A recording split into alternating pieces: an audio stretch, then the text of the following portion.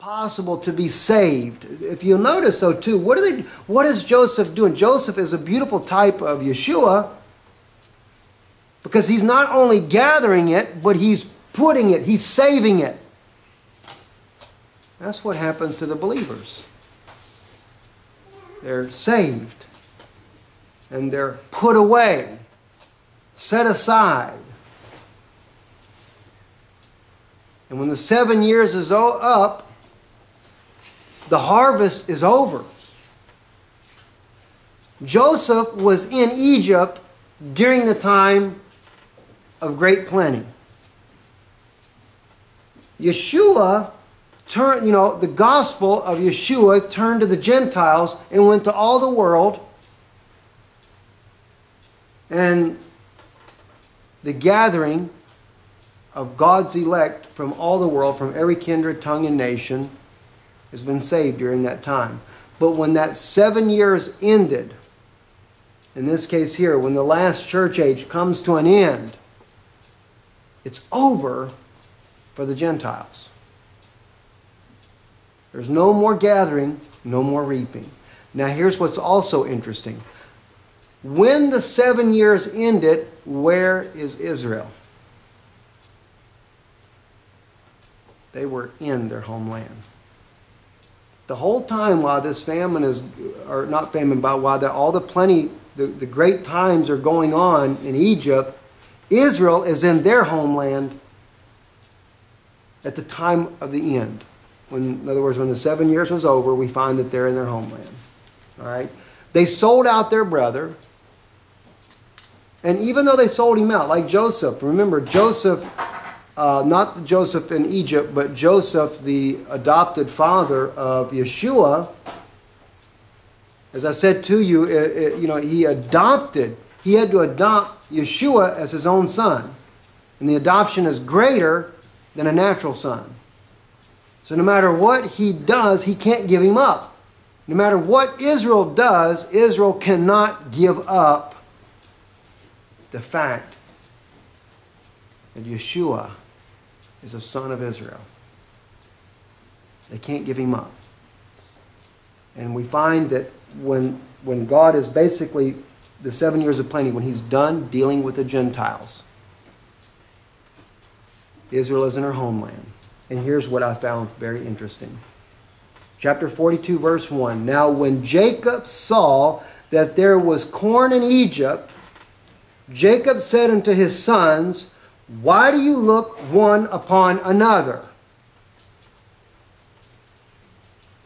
When this famine strikes, when the beginning of Daniel's 70th week begins, this is when Israel is going to recognize there is no one among them that is going to be Moshiach. And the odd thing is, Israel has been doing this ever since Yeshua HaMashiach come on the scene and the gospel turned to the Gentiles. The Jewish people, our own people, have sat there down through the years, have looked upon one another, trying to figure out which one of us is Moshiach. And Moshiach, none of those Mashiachs have delivered them whatsoever. So they finally come to a place, as Jacob says, he looks at his sons and he says, why are you looking upon one another? So this is something that Israel is fixing to recognize. But they don't recognize it until it ceases with the Gentiles. And the very beginning of Daniel's 70th week starts. And then they begin to look at each other and say, why are we looking at each other? There's no Messiah among us. It finally comes to reality to them. And then what does he say?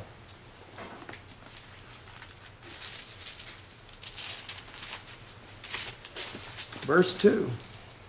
And he said, behold, I have heard that there is corn in Egypt.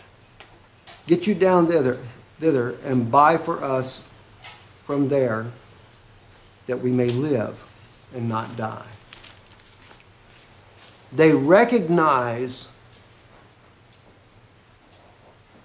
that there was a true something true, something real that was amongst the Gentiles. And they say this is what we need. This is what we need to buy. You know, I could not help but think, and I don't think that the 10 virgins have anything to do with Israel, but I could not help but think of the 10 virgins when the 5 foolish said, give us of your oil. We need to buy. And they said, go buy some for yourself. We have just enough for us. Go buy for yourself. Made me think a little different. I haven't prayerfully gone into that. I've always held that the 5 foolish virgins are the Christian people that did not get the Holy Ghost, but I don't know. Maybe there's something to that there that I'm missing.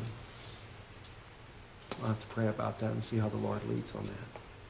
But we could go deeper into the story of Joseph because there's so many beautiful things there, but I'll just close that for now.